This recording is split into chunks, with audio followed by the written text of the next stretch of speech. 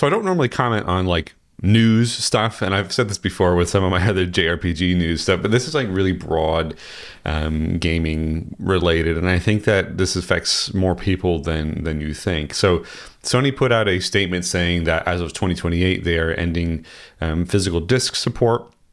And there's a lot more to it than just, oh, we can't go to the shops and buy games anymore. There's a lot of stuff happening here, and I think it's important for at least me to unpack it and just say how I feel, really. And I hope you guys will tag along with me. I don't normally make videos like this, and it's going to be relatively like unedited because I just want to speak to you guys and be straight to the point. So of course you can read this and think, oh, well, PlayStation's just going digital, but it actually speaks a lot more than that, because think of the three companies right now, Nintendo, Sony, and Microsoft. So if one of those drops off physical game support, what does that say for the rest of the industry? And Xbox is already kind of like teetering on the edge of going digital anyway, having offered digital-only consoles for quite some time, and the PS5 also has a digital option as well. But you know what? I don't think it's really great news for us as consumers. And this isn't something that really came out of nowhere either, because for those of you who are excited about Grand Theft Auto 6, I'm personally not in that camp. Last Grand Theft Auto I played was like Vice City back in like 2005. I mean, that was as far as I got with that series. But, props to you if you're excited for that. That's great. But in terms of physical games, that's something that's not going to be offered, at least right now, or maybe never.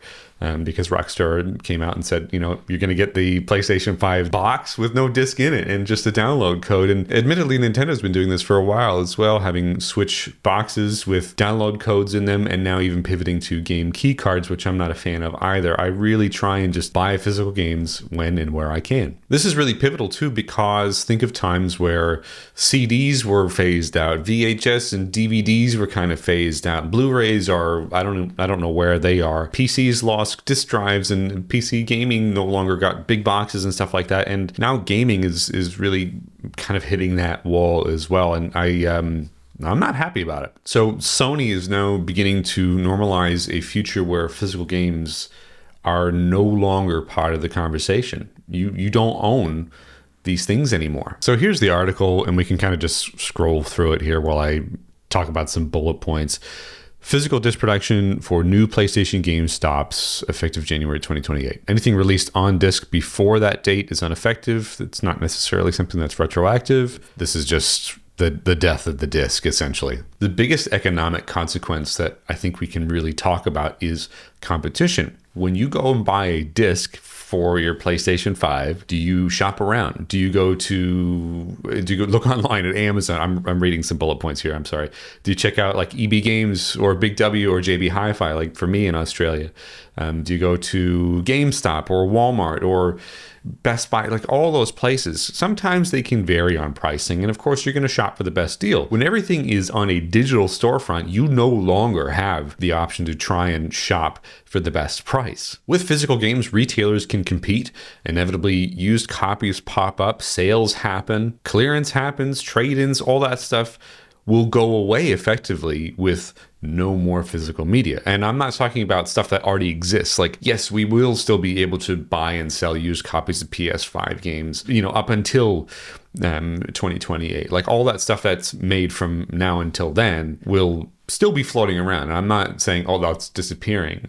What I'm saying is we lose that option long term. But once every game is digital, you're effectively locked into the storefront where Sony controls the pricing. Like I just said with games and shopping around at retailers, do you have an app on your phone? I know I do, where I try and find the best gas price. So here I'm paying per liter in Australia, so I try and find the cheapest place that offers gas per liter. Right now it's like $1.49, which is over $4 per gallon. You really have to try and shop around for the best deal because money's tight. Things are only getting more expensive, and now losing the option for physical media that I want to buy with my hard-earned money is now going away. Also bear in mind sometimes that used copies of these games are cheaper than brand new digital titles.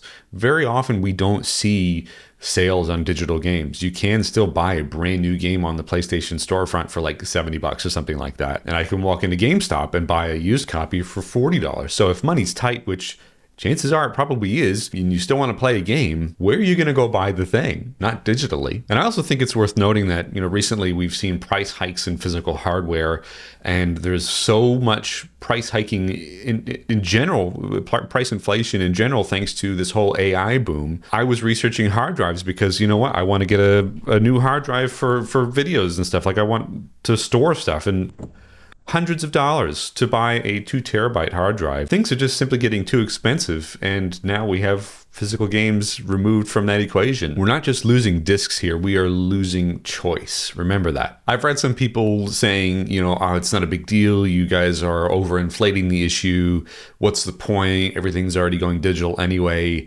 It's not just about that. It's that whole ecosystem that revolves around gaming as a thing, as a hobby. What goes away with new physical launches? Midnight releases, walking into a game store and finding your favorite new thing on the shelf and being able to buy it and take it to the desk and pay for it with your hard-earned money, trading games with your friends, even buying used games when money is tight, and more importantly, building a collection over years, which is something I have really loved doing. I love looking at my shelves and seeing what's effectively a little library of games. So that way I can go see all my favorite things all together, or maybe my son can come downstairs and pull something off the shelf and read the spine and say, oh, that sounds cool. Look at the artwork. I mean, you just can't do that from 2028 on Sony consoles. To me, like, all of that is gaming. I love collecting. I love going to the stores. I love all that stuff. It's all part of that experience. And it's just disheartening to see that slowly fade away. And when I read this announcement, I don't think about EB Games or GameStop or Best Buy or whatever else. I think about the little guys, the mom and pop shops that I genuinely love. I mean, I've talked about it before. My favorite all-time video game store is Microgame Play and Trade, Route 31, Clay, New York. I've been going there since 2007, and I've become friends with somebody who used to work there, and now became the manager, and now became the owner recently. And when we spent some time over in the States last year, I was finally able to go there for the first time in almost a decade, and just being in that store just gives me such a feeling that I could almost get emotional thinking about it.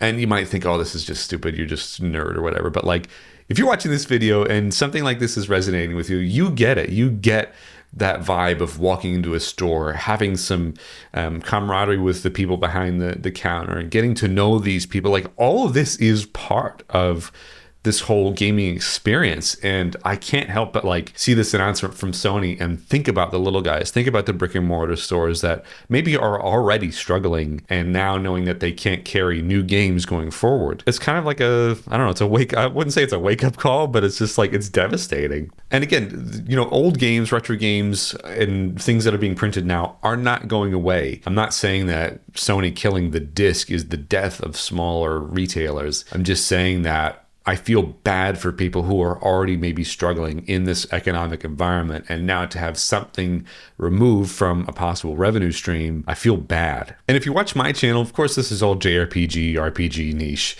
We love our collections. We love our big box things. We love our collector's editions. What's going to happen now? I mean, what's going to happen now when Final Fantasy 17 comes out for the PlayStation 6? We're going to get a big box of physical stuff for the collector's edition, if that even happens. And then we get a little strip of paper that says, here's your code, put it in. That doesn't sound fun to me. Now, with this also means that ownership is disappearing, if you haven't noticed. The convenience of digital is great for sure. We love being able to flick on YouTube. I mean, you're watching this video on YouTube, so yes, technically I am digital, but at the same time, you're effectively paying for licenses for these games. I like my Steam Deck. I really do. The Steam Deck has been a game changer for me in terms of being able to experience things on the go, or at least while I was at work when I worked full time.